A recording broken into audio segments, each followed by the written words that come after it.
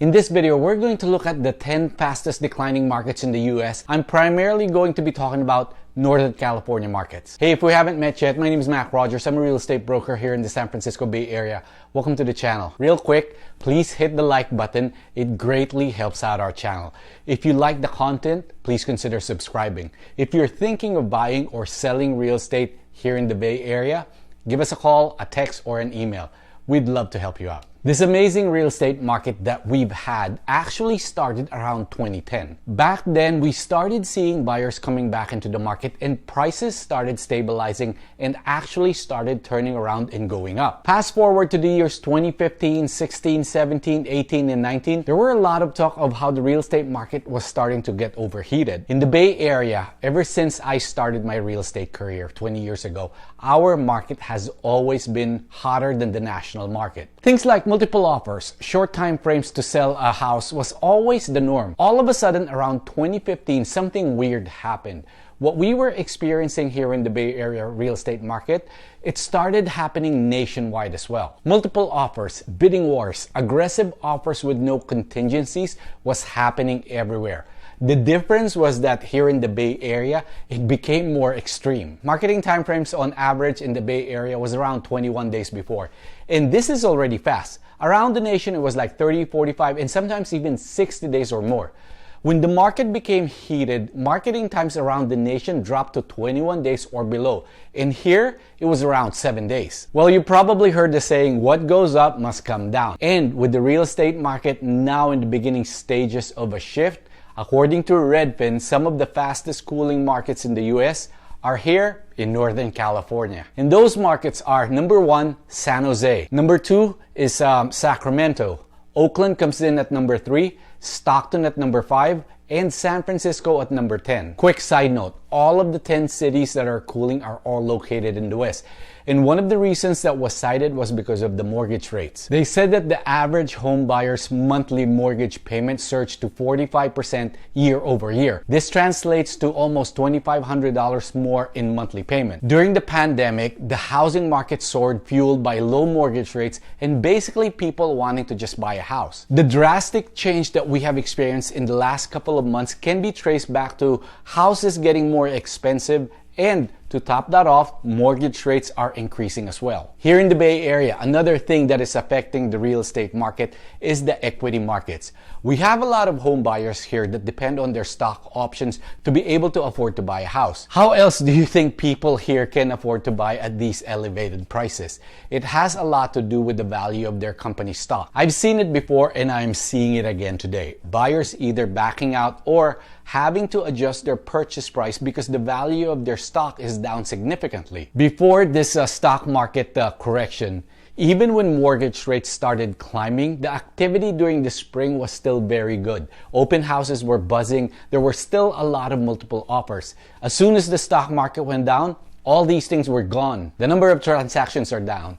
Demand started going down. Inventory is starting to climb. Marketing timeframes are getting longer. Exactly the opposite of what was happening 3 to 6 months ago. And right now, according to Redfin, Northern California's housing market is cooling much faster than anywhere else in the country. Tech stocks have been hit big time and the Bay Area is the tech capital of the world. San Jose is cooling at the fastest clip. Both demand and competition is dropping quicker than any major metro area this year. And it flipped fast. Just back in February, housing inventory was down 43%. But last May, the inventory is actually up by 10%. All these things are showing up in actual numbers. Pending sales and the number of transactions are continually going down as opposed to increase that we experienced last year. And it's also no surprise that after San Jose, Sacramento is the second fastest cooling market. A lot of Bay Area people moved to Sacramento when the work from home phenomenon exploded. Then we have Oakland or the East Bay. I'll go a little more into the East Bay later. Then we have Stockton, which just like Sacramento benefited from the influx or in-migration of people from the Peninsula, San Francisco, and the South Bay. And rounding out the top 10 is the homeless capital of the universe, also known as San Francisco. San Francisco being on this list doesn't surprise me. What surprises me more was that during the pandemic, home prices in San Francisco were also setting record highs. I mean, this place is like, crazy. You got homelessness, you got crime. I can't understand why San Francisco was still going up during that time. I mean, it's just a little bit insane, you know, again, with the homelessness, with the crime. I'm surprised that the government doesn't have a travel ban into San Francisco. So rising mortgage rates, slumping stock market, and sky-high home prices, these are the three blows that are having a major impact with our tech-heavy market buyers. Again, with a lot of the buyers in our market, their compensation being tied to equity compensation, it's quickly changing our market. The average or typical home in the Bay Area is over $1 million. That is more than double the national average. I mean, think about this. On the national median home price, the monthly mortgage payment is around $2,600 versus $1,900 at the beginning of the year. That's $700 more in monthly mortgage payments. That translates to over $1,000 over here in the Bay Area. That's a lot of money. That's why these tech workers are starting to shy away from the market right now, because they can no longer compensate for the higher mortgage rate and higher price tag. And then, not only is their down payment being affected, but also in real terms, their everyday expenses is affected because of inflation. So that's the bad news. However, if you are a glass half full kind of a guy just like I am, I see opportunities. Opportunities in the form of the following. 1. Inventory. Inventory is starting to climb.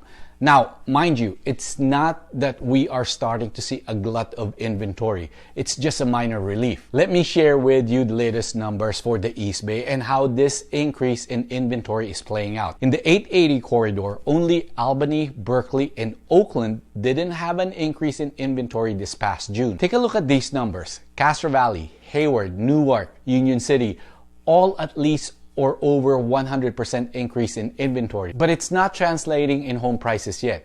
Most of the markets are still increasing, with a few markets having a slight decline. A second opportunity is price. While home prices are not forecasted to go down, there may be a slight dips here and there. Again, don't mistake what I'm saying for a price crash.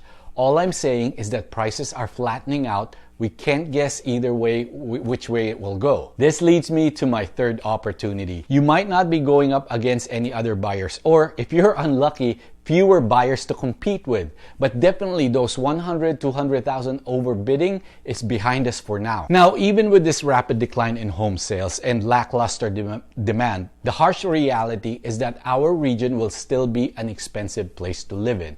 Just take a look at the median price of a home nationwide. Nationwide, that is around $450,000, while in the Bay Area, it's more than double that. Plus, if the Bay Area markets are cooling off, so is the rest of the country. I mentioned earlier that Sacramento is the #2 fastest cooling market according to Redfin, mainly because it became popular with home buyers during the pandemic when everyone was allowed to work from home. And because of that popularity, home prices also skyrocketed. According to their data, prices went up by an astounding 44% during the height of the pandemic. Other places that were mentioned that is quickly cooling off are Seattle at #4, Boise at #6, Denver at #7, San Diego at #8, and Tacoma at #9. These places, along with the 5 that I talked about, rounds up the Redfin top 10 fastest cooling markets. I think most of these places benefited from the pandemic. A lot of people wanted to move out of the city centers and also trying to find bigger places to live. A lot of the people were also looking for cheaper places to live. The attraction of working from home, or maybe I should say the end of work from home as we know it, really contributed to the boom in a lot of these places. Now that is over, and these remote places are just not that cheap anymore by virtue of higher rates and prices skyrocketing. The slowdown or the cooling off is inevitable. The in-migration to these places are slowly dying down. I guess the question to ask right now is, are we in the Bay Area in danger of having a housing market crash? I believe this boils down to our regional economy. We hear a lot of companies moving out their headquarters out of the Bay Area or California in general. And this is what is keeping us going. All these top companies being here or based locally. If we get a substantial number of companies leaving, we can be like Detroit when the auto manufacturers started leaving the city. If you think that is not going to happen or can't happen in California, think again. During the beginning of the pandemic, Oracle basically told their workforce they can work from Austin or Seattle if they wanted to transfer. This was just 3 months into the pandemic. I had 3 clients that all worked at Oracle and literally picked up and moved to Austin in 2 short months. Facebook did the same thing, transferred or allowed some of their workers to move to, again, Austin. Let's not forget Tesla, moved their HQ to, again, Austin. And I believe that once all their other manufacturing facilities are producing and meeting their demand, they will most likely close the Fremont facility as well. Right now, this seems like something that is just a remote possibility, but the possibility does exist. Hey, thanks for watching. Check out the rest of my videos. Have a great day.